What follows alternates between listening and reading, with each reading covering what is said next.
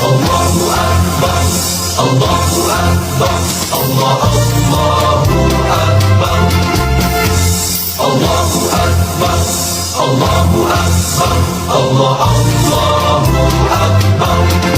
Salam ilahi menuntut kesatuan, maju serta membela kebenaran untuk negara, bangsa dan kemakmuran. Allah tegakkan, Allah tegakkan. Assalamualaikum warahmatullahi wabarakatuh.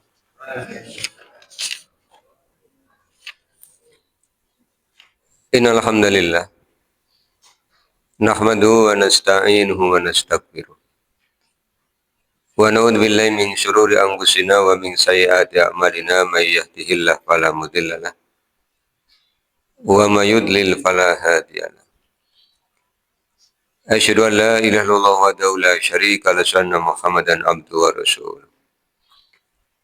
Allahumma shalli ala Muhammad wa ala ali Muhammad kama shallaita ala Ibrahim wa ala ali Ibrahim wa barik ala Muhammad wa ala ali Muhammad kama barakta ala Ibrahim wa ala ali Ibrahim innaka Hamidum Majid. Bapak dan Ibu yang mudah-mudahan dirahmati oleh Allah, syukur alhamdulillah malah senantiasa kita panjatkan kehadirat Allah SWT atas limpahan nikmat yang telah Allah berikan pada kita. Salawat, salam, dan keberkahan kita mohonkan kepada Allah agar senantiasa tercurah kepada Rasulullah Muhammad SAW dan keluarganya, sebagaimana Allah telah mencurahkan salawat, salam, dan keberkahan kepada Nabi Ibrahim AS dan keluarganya. Masih di Al-Quran Surah Ali Imran. Pagi hari ini kita akan kaji ayat 59 sampai dengan ayat ke-63. Kita mulai dari ayat ke-59. Allah SWT telah berfirman, A'udzu billahi minasyaitonir rajim. Bismillahirrahmanirrahim. Inna masala Isa indallahi kamasali Adam. Khalaqahu min turabin summa qala lahu kun fayakun. Inna sesungguhnya masalah perumpamaan Isa, penciptaan Nabi Isa, indallahi di sisi Allah kamasali seperti perumpamaan Adam, penciptaan Nabi Adam. Khalaqahu, Allah menciptakannya min turabin dari tanah. Summa kemudian qala, Allah berfirman lahu kepadanya, kun jadilah, fayakunu maka menjadi. Ayat 60. Al-haqqu, kebenaran itu, mir rabbika, dari Tuhanmu. Fala takun, maka janganlah kamu menjadi minal mumtarina, di antara orang-orang yang ragu. Setelah dari mulai ayat-ayat yang lalu, Bapak dan Ibu, Allah SWT menjelaskan bagaimana awal proses penciptaan Nabi Isa alaihissalam melalui kabar yang Allah sampaikan melalui malaikat Jibril mendatangi Maryam, memberitahukannya bahwa Maryam akan punya anak. Kemudian Maryam mengajukan pertanyaan, bagaimana mungkin akan punya anak sementara belum ada laki-laki yang menyentuhnya. Dan saat itu malaikat Jibril menyampaikan bahwa Kazalikillahu yakhluqu ma yasha. Demikianlah Allah hendak menciptakan apa yang Allah kehendaki. Di Al-Quran Surah Maryam juga sudah kita sebagian sampaikan ayatnya. Di antaranya pernyataan Allah SWT ketika menyampaikan kepada Maryam tujuan penciptaan Nabi Isa tanpa melalui proses seorang ayah hanya butuh seorang ibu adalah walinaj'alahu ayatan linnasi. Allah ingin menjadikannya sebagai tanda kekuasaan Allah bagi manusia. Karena Allah SWT sudah menciptakan manusia tanpa perantaran ayah, tanpa perantaran ibu, yaitu Nabi Adam alaihissalam. Kemudian Allah SWT telah menciptakan manusia hanya perantaran ibu tanpa perantaran ayah. Hanya perantaran ayah tanpa perantaran ibu. Ya. Penciptaan istrinya Nabi Adam, Ibu Hawa. Allah sudah menciptakan manusia dengan perantaraan ayah, perantaraan ibu. Dari Nabi Adam dan Ibunda Hawa, kemudian terlahirlah anak-anak beliau berdua. Sampai kemudian Allah jadikan anak keturunannya berbangsa-bangsa dan bersuku-suku. Waj'alnakum syu'uban wa qabaila lita'arafu. Yang belum adalah Allah menciptakan manusia hanya perantaraan ibu tanpa perantaraan ayah.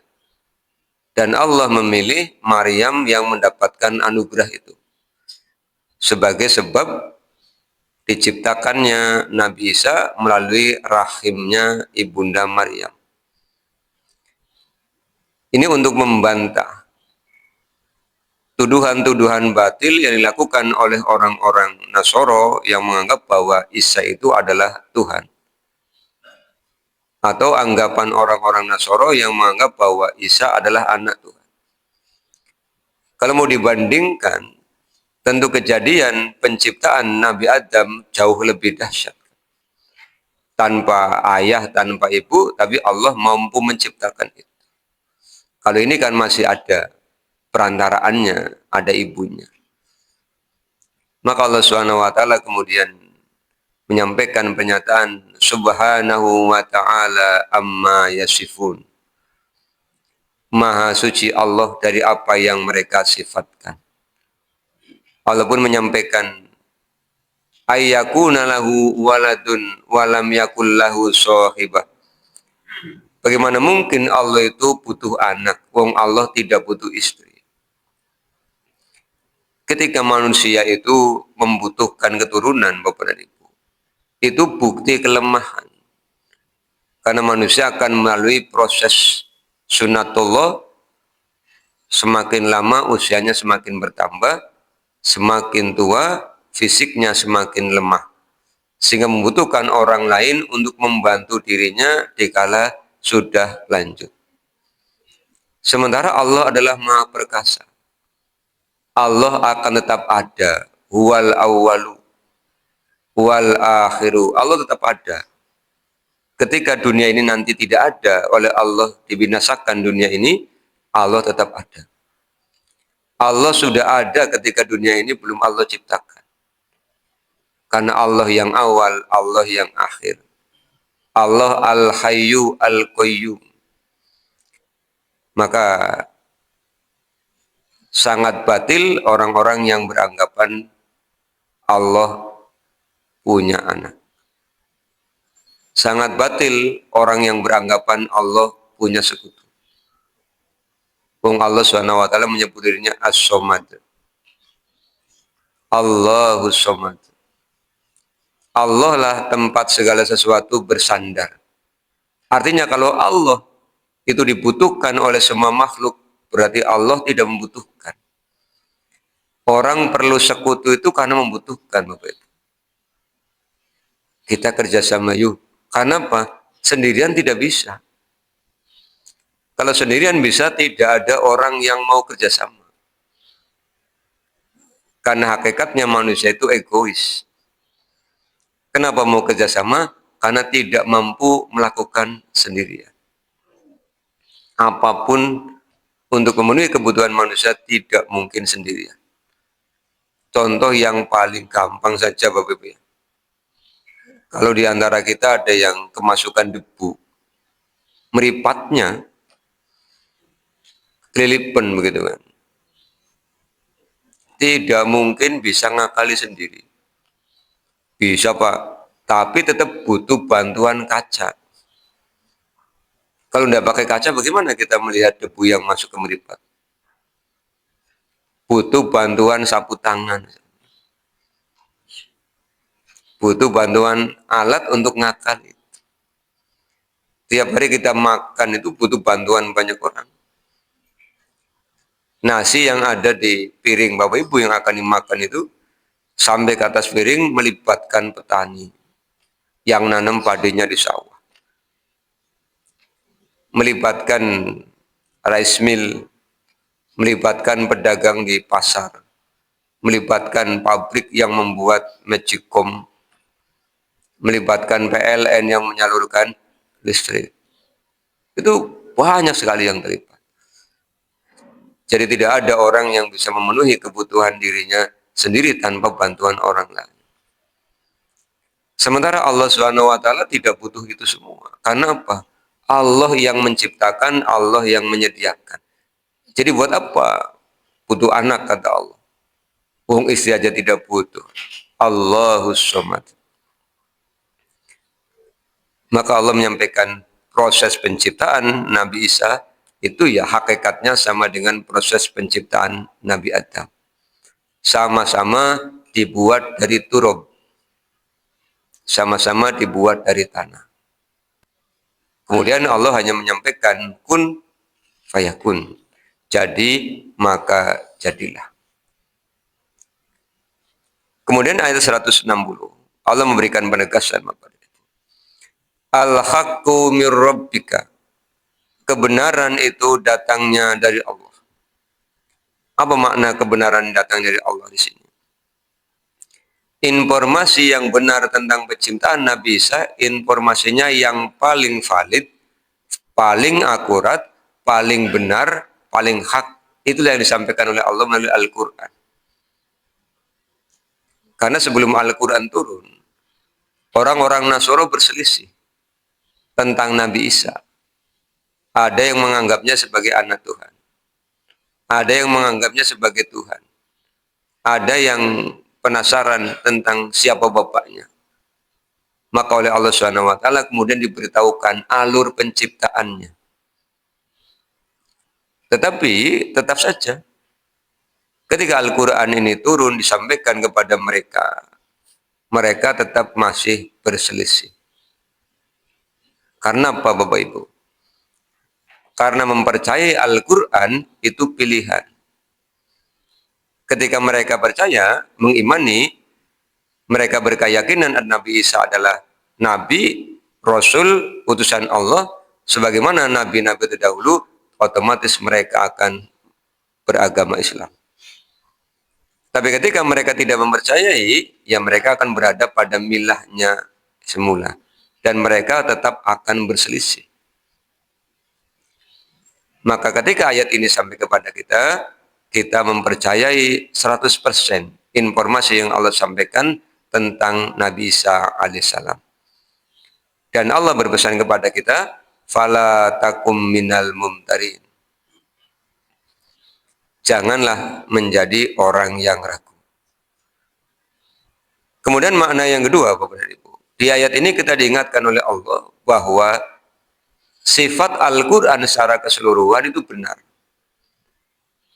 Bukti Al-Quran itu benar, satu, tantangan Allah yang Allah sampaikan kepada manusia. Di Al-Baqarah ayat 23-24, sudah melalui fase yang panjang, 1500 tahun, belum ada yang bisa menjawab tantangan itu. Tantangan apa?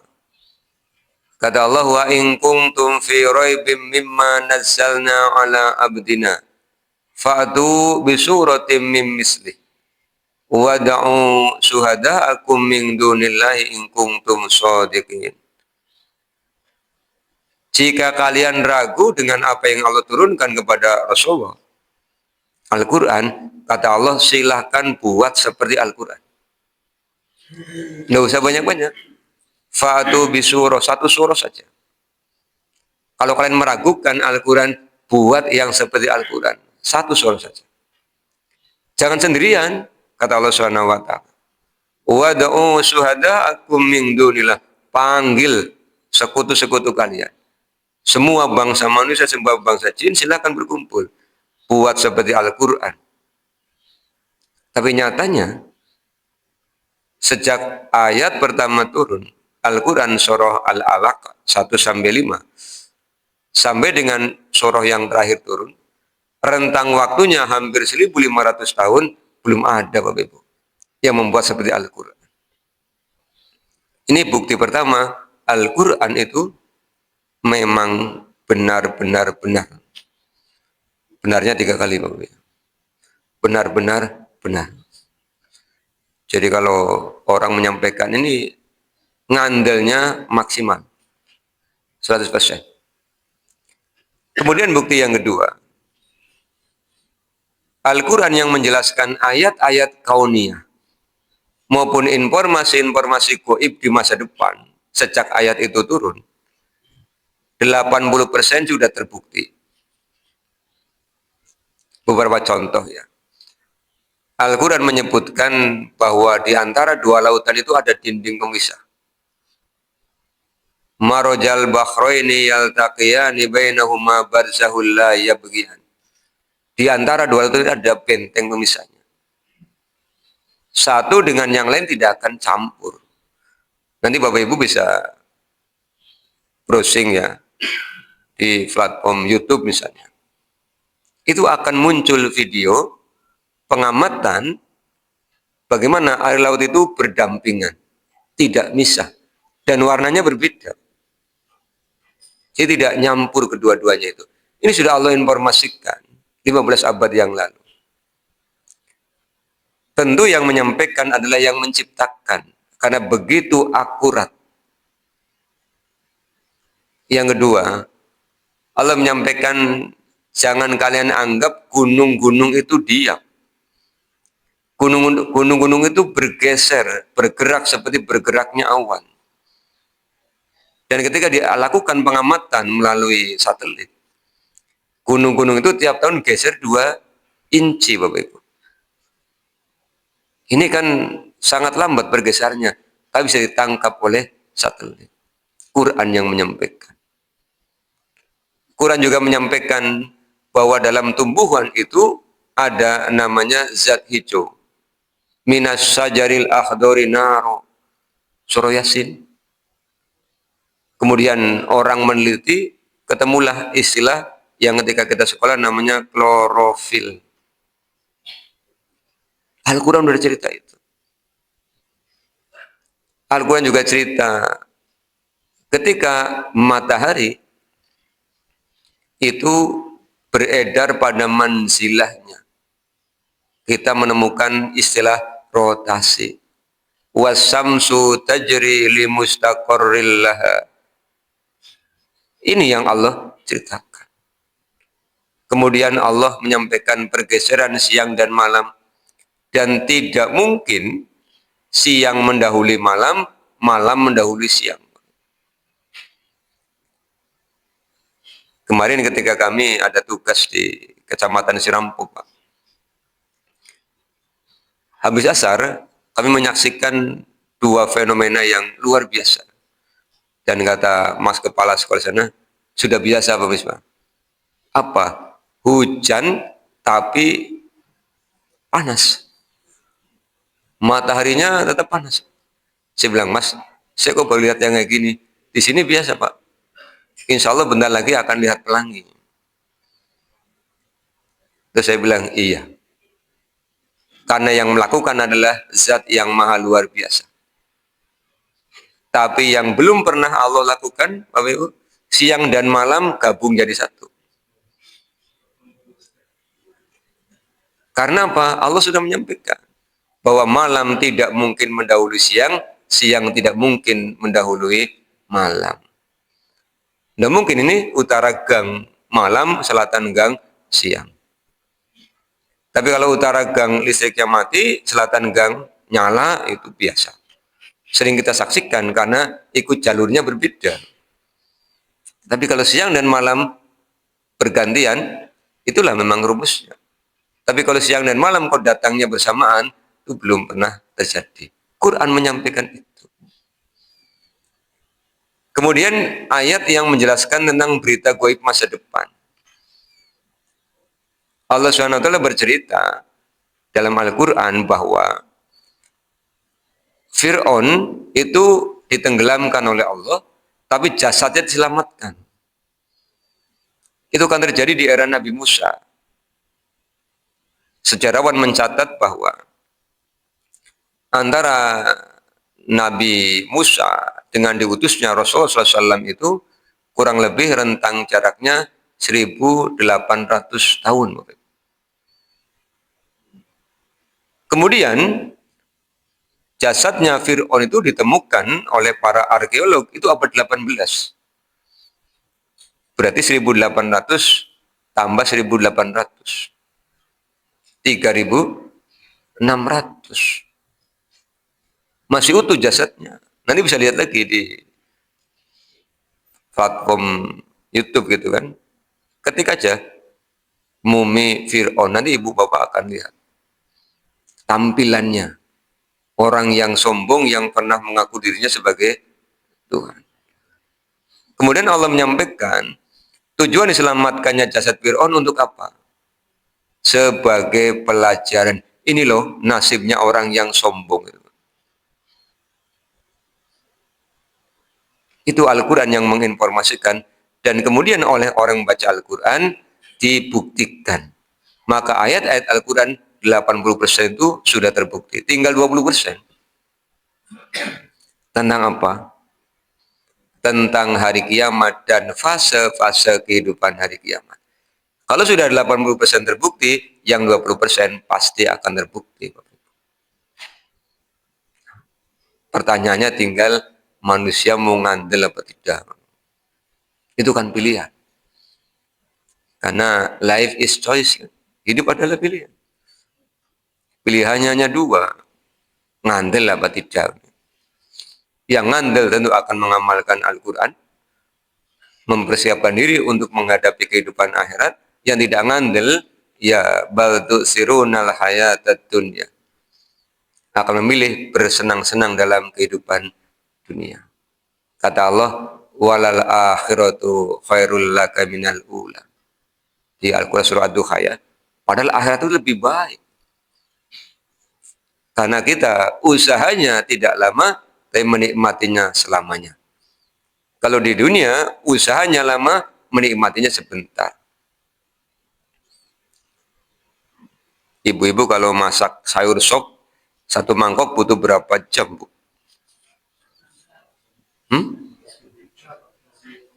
Ya, tergantung, Pak. Kalau mau dihitung belanja di pasar, ya lama. Iya. 2 jam cukup katanya. Karena ke pasar dulu, ya. Sudah sampai pasar ternyata lupa dompetnya ketinggalan, balik lagi. 3 jam. Setelah sayur sopnya matang, Bapak Ibu, satu mangkok ya, itu dinikmati berapa menit? 15 menit. Anak-anak kita, Pak Bu, kalau diminta untuk menjadi pengisi acara di dalam acara wisuda, latihannya berapa hari? Berhari-hari. Mau baca puisi, mau pidato bahasa Arab, mau pidato bahasa Inggris, mau menampilkan silat, tiap sore latihan. Tampilnya berapa menit? Itulah dunia. Tapi kita mempersiapkan akhirat paling 70-80 tahun, tapi menikmatinya kholidina fiha abada.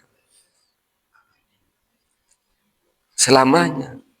Kalau tidak dipersiapkan, sengsaranya sama selamanya. Makanya kata Allah Subhanahu wa taala kan, wa mal hayatud dunya illa la'ibun walahun waladdarul akhiratu khairul lil ladzina yattaqun afala taqilun. Dunia itu hanya laibun kata Allah. Permainan, lahun sendaguro. Kenapa permainan? Ada capeknya, ada selesainya. Orang kadang ngeluh begini, kerja baik kesel, aja maning kerja, maem baik kesel Pak.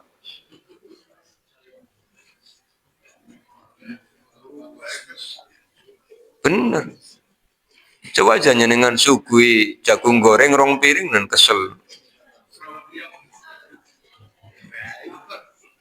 Pegel kan pipinnya. Kesel mam jagung goreng. Tidur terus ya kesel. Samparannya jangkangan. Nanti jangkangan Pak. Jangkangan kayak lempeng harus ditekuk. Tidak ada yang tidak capek. Memang dunia itu ya capek. Iya.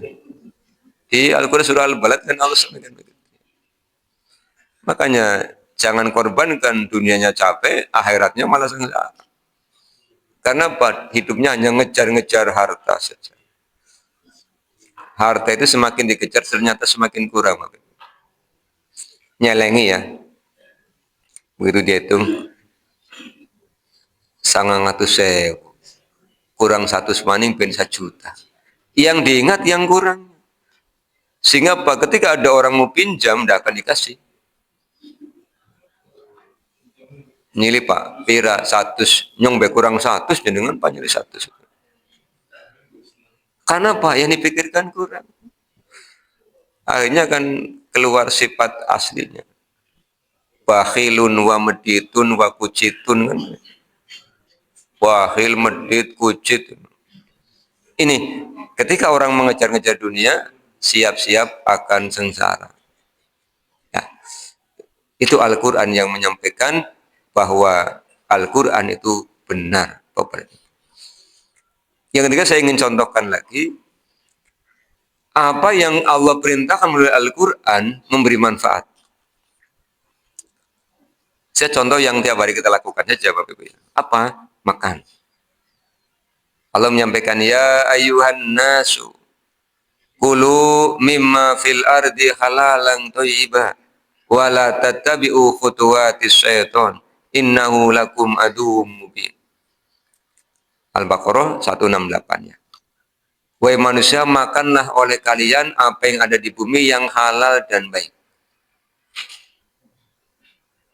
Makanan yang baik pasti halal, makanan yang halal belum tentu baik bagi orang-orang tertentu. Maka kita mengenal istilah alergi. Itu Quran. Pak, sate kambing enak nemen kan dengan orang gelem ya Pak. Karena ada orang yang begitu makan sate kambing, kemudian tensinya naik. Berarti kan tubuhnya tidak mau menerima makanan itu. Halal, iya, tapi tidak baik. Ada juga yang alergi. Alergi bayar, Bapak Ibu. Jadi senangnya traktiran lah itu. Ada yang ini lain lagi. Ditawari nyate yuk, tapi nyong alergi bayar. Oh ya, saya traktiran. Ada gitu. Ini takdiran ini lain ya Pak. Tapi bagi yang tidak alergi ya silakan. Tapi tidak boleh kemudian orang-orang yang alergi mengharamkan makanan. Jangan karena ketika makan ada sesuatu di dalam tubuhnya kemudian dia bilang haram, tidak boleh. Karena kata Rasulullah, al halalu bayyinun wal haramu bayyinun. Yang halal jelas, yang haram jelas. Perkara di antara Bapak Ibu ada yang alergi makanan tertentu, ya jangan dimakan. Jangan istilah bismillah dan ora apa-apa.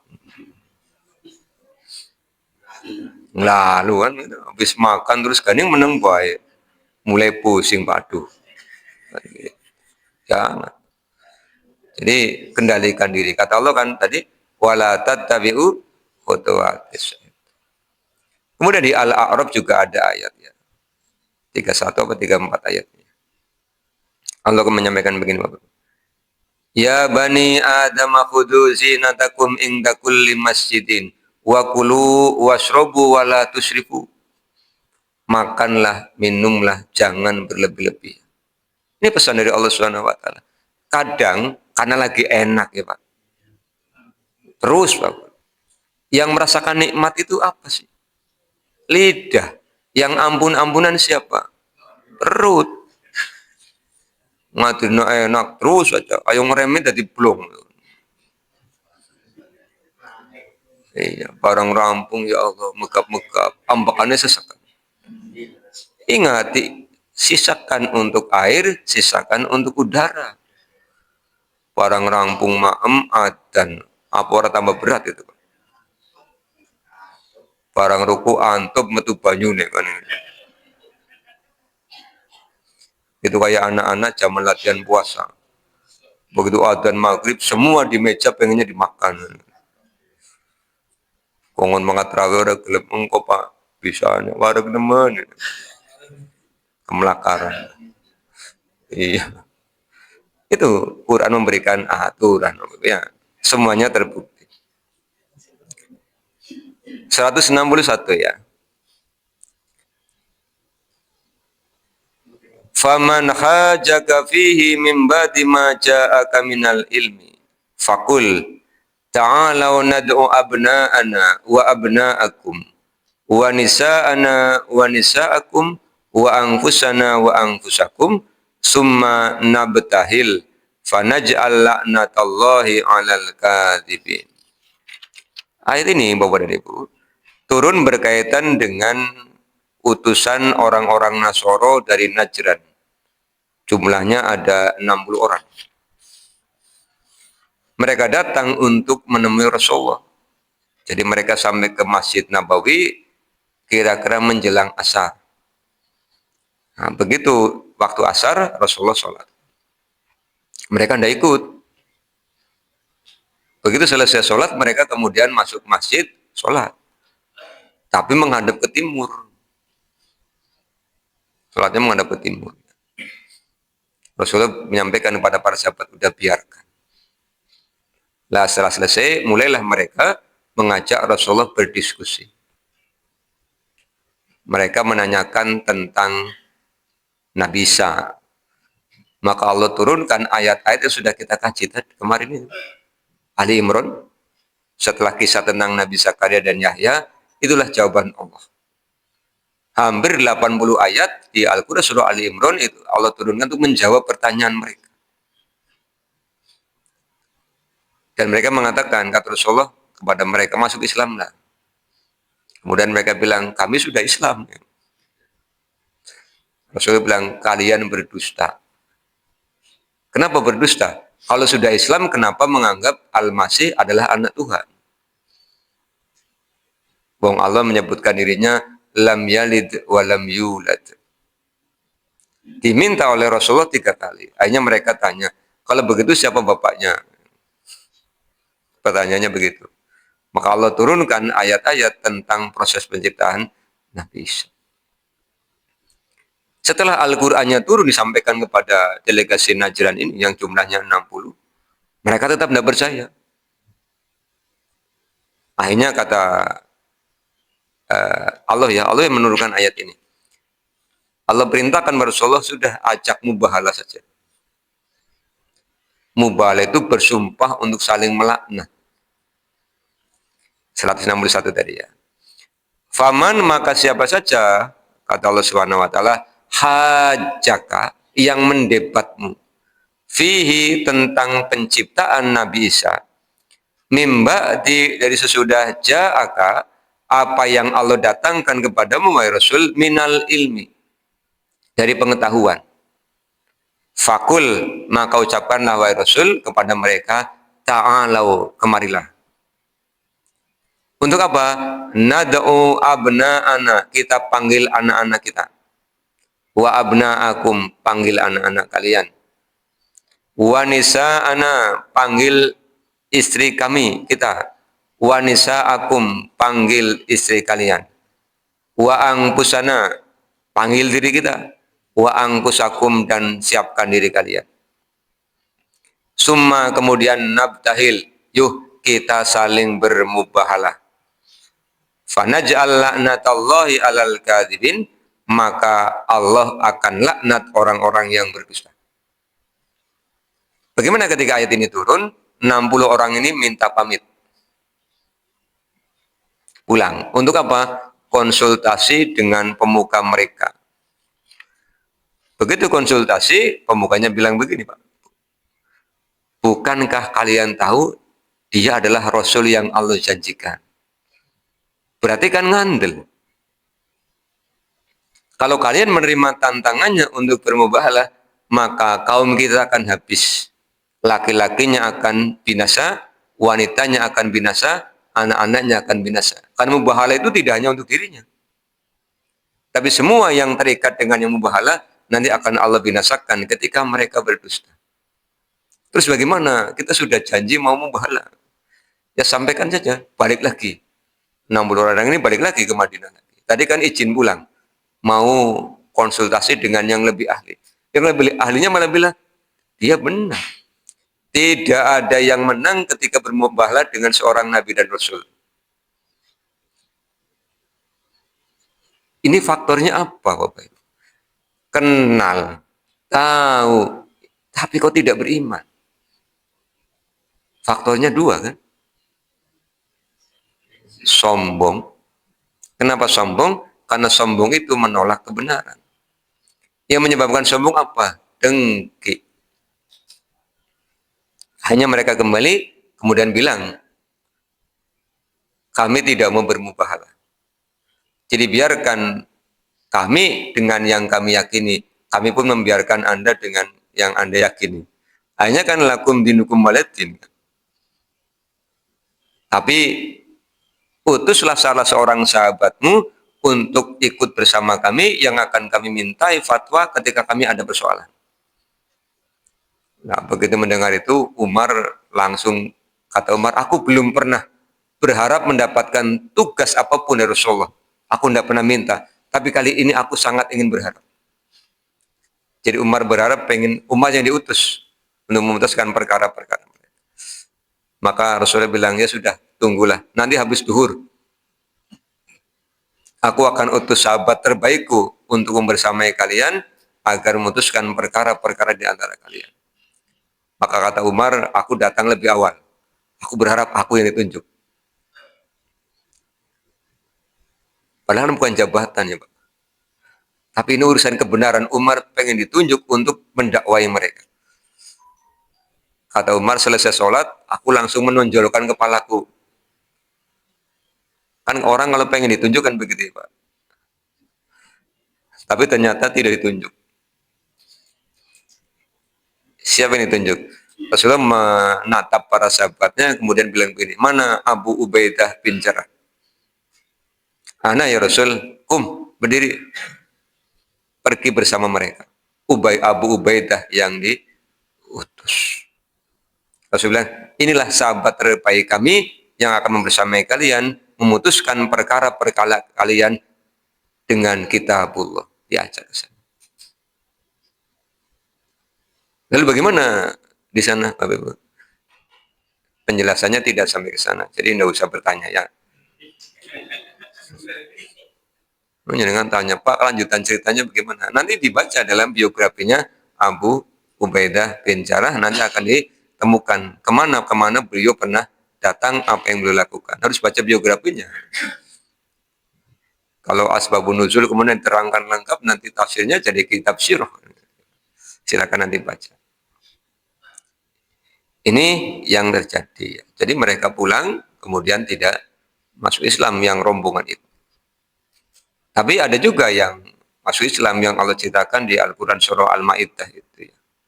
Ketika Allah sampaikan ayat Al-Quran, kemudian rahib-rahib mereka itu meneteskan air mata. Karena mereka mendengar Al-Quran benar. Tapi yang tidak beriman juga ada. 162. Hah? Tadi sudah. Tadi 161 kan? Ya, sekarang 162. Ya. Ini kalau sudah disebutkan ayatnya ditagih. Ini turun Pak ini, Pak. Inna sesungguhnya hadza ini apa, Pak? Lahuwal qasasul haq.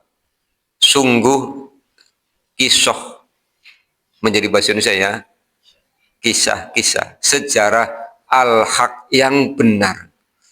Karena apa? Ada sejarah yang ditulis tidak benar. Kalau sejarah yang ditulis oleh manusia, ada kemungkinan benar, ada kemungkinan tidak benar. Karena ada intervensi kadang-kadang. Dari siapa? Dari subjektivitas yang menulis. Ada intervensi dari subjektivitas penguasa yang berkuasa pada saat sejarah itu ditulis. Tapi kalau yang menyampaikan sejarah adalah Allah Subhanahu wa taala yang Maha menyaksikan, dijamin 100% benar. Karena Allah adalah yang menyaksikan peristiwa itu. Maka seperti Al-Quran menceritakan proses penciptaan langit dan bumi, Bapak Ibu, itu yang paling benar. Apa sebabnya? Karena Allah yang menciptakan. Saya kan sering menggunakan analogi begini. Kita pagi-pagi makan kue. Gitu. Sebutlah kamir misalnya. Kemudian yang lagi makan cerita, ya kamir gawene A, B, C, D. Jenengan mikir, kayaknya orang. Nah, akhirnya datang sama yang buat. Bu, terangkan kepadaku bagaimana proses pembuatan kamir. Nah, ternyata bukan A, B, C, D. E, F, G, H. Tentu kita lebih percaya sama yang buat daripada yang makan. Allah yang menciptakan langit dan bumi, ya kita percaya. Karena yang menciptakan adalah yang menciptakan. Tahu betul. Maka kisah tentang Nabi Isa, ketika Allah yang menciptakan, kata Allah, itu adalah al-haq. Kebenaran yang hakiki. Wama, dan tidak ada min ilahin, Tuhan, illallahu, kecuali Allah. Makanya kenapa orang-orang Nasoro dari Najran ketika mengaku dirinya beragama Islam, Rasulullah bilang, kamu dusta. Karena apa? Karena menuduh Allah punya anak. Kalau engkau mengaku Islam, ya sucikan. Maha suci Allah. Allah tidak punya anak. Dan tidak ada Tuhan selain Allah, tidak ada sekutu. Ucapkan kalimat, asyhadu an la ilaha illallah wa asyhadu anna Muhammadar Rasulullah. Kalau mau mengucapkan kalimat itu, ya kalian Islam. Tapi nyatanya pada pulang. Selain ada faktor kesombongan, faktor kedengkian, juga yang ketiga, faktor hidayah. Jadi luar biasa sekali yang namanya hidayah itu. Betapapun keluarganya menginginkan, tapi kalau orang itu tidak menginginkan, tidak akan Allah beri. Pernah saya ceritakan tentang proses wafatnya Abu Thalib. Iya, direngihi oleh Rasulullah. Sebelum akhir hayatnya diminta baca syahadat, tapi karena dia tidak menginginkan, tidak terjadi. Tapi Salman Al-Farisi yang rumahnya jauh di Persia, karena menginginkan, Allah beri. Maka ini menunjukkan Bapak-Bapak Ibu bahwa hidayah tidak Allah berikan berdasarkan hubungan kekerabatan. Nabi Nuh, istrinya, anaknya. Nabi Lut, istrinya. Nabi Ibrahim, ayahnya. Nabi Muhammad, dua pamannya. Abu Thalib dengan Abu Lahab. Maka bersyukurlah kita Bapak Ibu. Kita tidak hanya tidak punya kekerabatan dengan Rasulullah, tapi oleh Allah diberikan hidayah al-Islam. Maka jaga nih. Wala tamutunna illa wa antum muslimun. Lebih kuat jaga nih dibandingkan jaga nih berlian. Kalau kita kok diberikan berlian, apalagi gedene sanduk yang banyak. Kan reganin yang larang ya Pak. Nuk buyut cilik. Kita akan masukkan kotak. Kotaknya kunci. Masukkan lemari, lemarinya kunci. Lemarinya masukkan kamar, kamarnya kunci. Kamarnya masukkan rumah, rumahnya kunci. Kasih pagar, kunci. Kita bayari orang untuk nunggunya. Kenapa? Karena berharga. Iman itu, Islam itu berharga. Kita jaga ini. Jangan ditukar dengan apapun. Apalagi kau hanya tukar dengan sembako. Naudzubillah. Jangan tukar. Hanya ditukar dengan beasiswa. Jangan. Hanya ditukar dengan pasangan. Jangan. Karena dia yang akan menyelamatkan kita. Tidak hanya di akhirat. Orang yang beriman benar, orang yang berislam benar, dunianya akan selamat.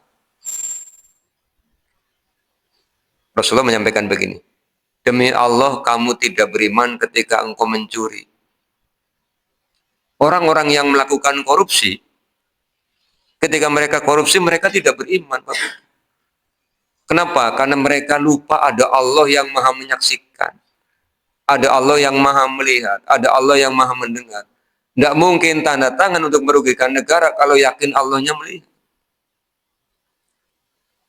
Sehingga benarlah insya Allah Rasulullah. Tidak beriman orang yang sedang mencuri. Akhirnya apa? Di dunianya tidak selama. Ketika jadi pejabat kemana-mana disubia-subia. Tahu disubia-subia Pak? Dihormati. Awas bersihna kabeh panana pejabat. Begitu pakai seragam oranye, diteriaki kan? Dimaki-maki. Dunianya sudah terhina. Siapa yang menyebabkan dia terhina? Dirinya sendiri. Makanya Bapak Ibu, ketika Allah takdirkan panjenengan tidak jadi pejabat, Allah tahu. Bukan pas jabat lupa diri. Jadi bersyukurlah kalau Allah takdirkan hanya jadi kepala keluarga.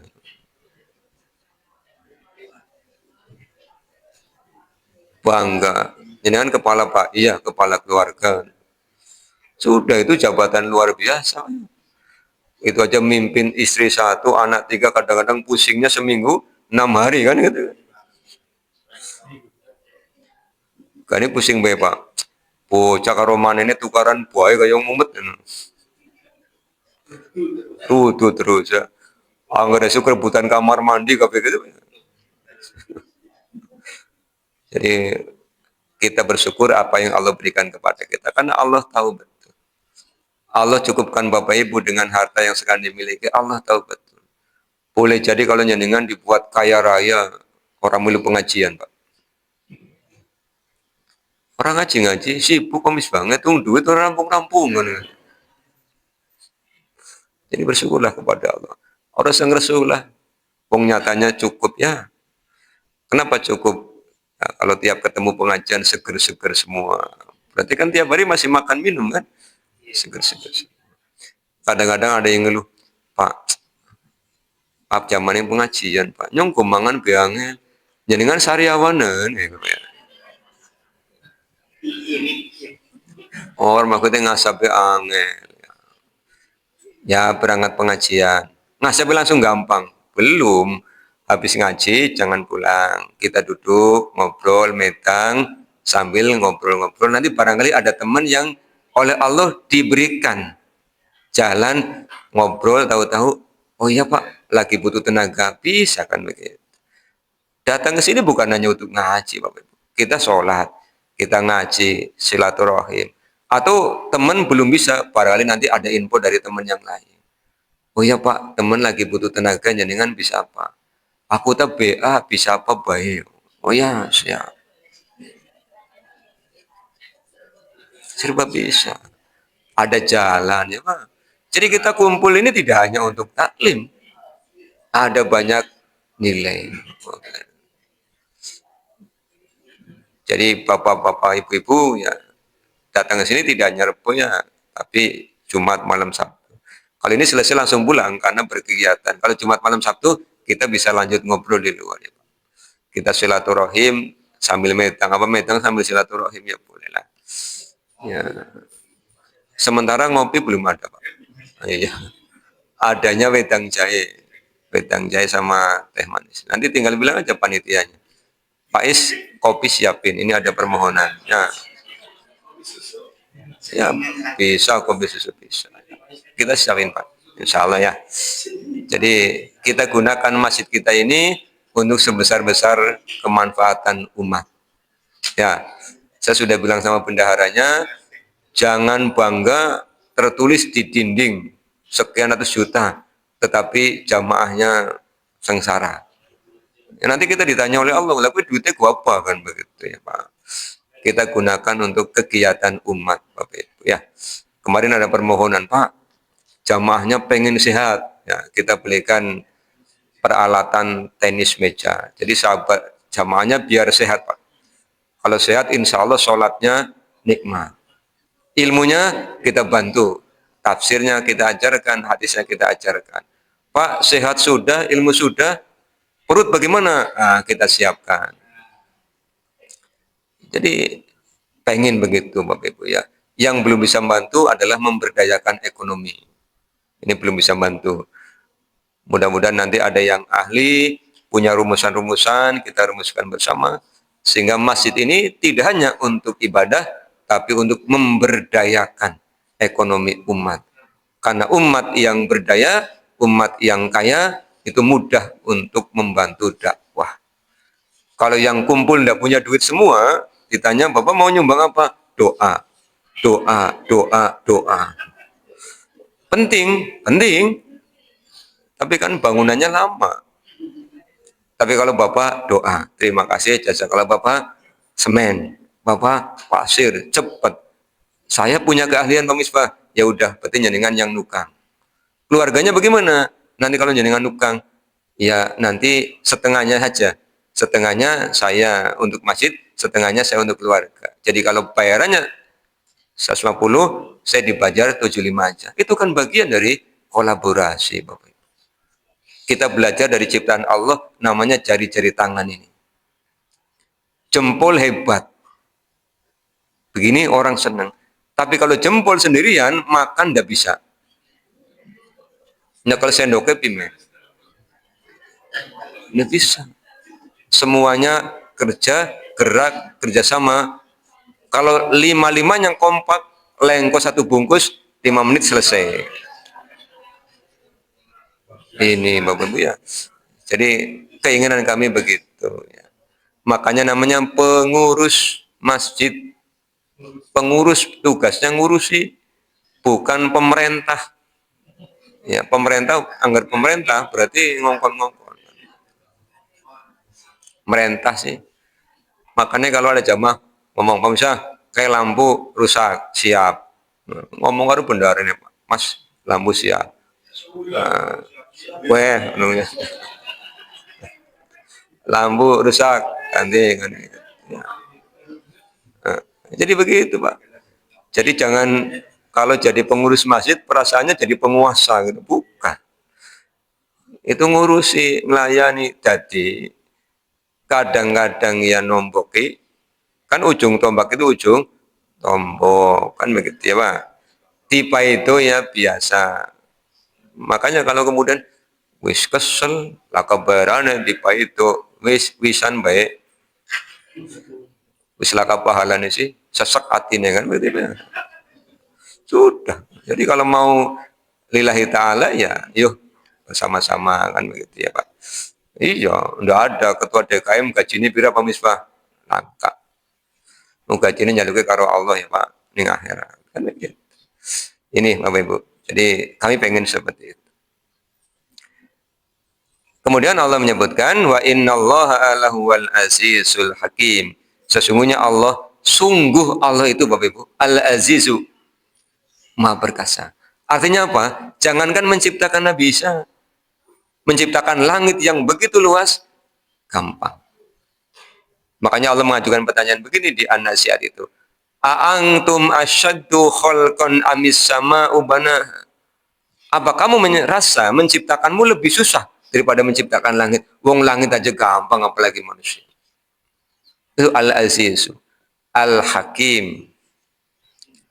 Di akhirat Allah akan memutuskan perkara orang-orang yang tidak mengimaninya. Surah At-Tin ayat terakhir apa bunyinya? Alaihissallahu biahkamil hakimin.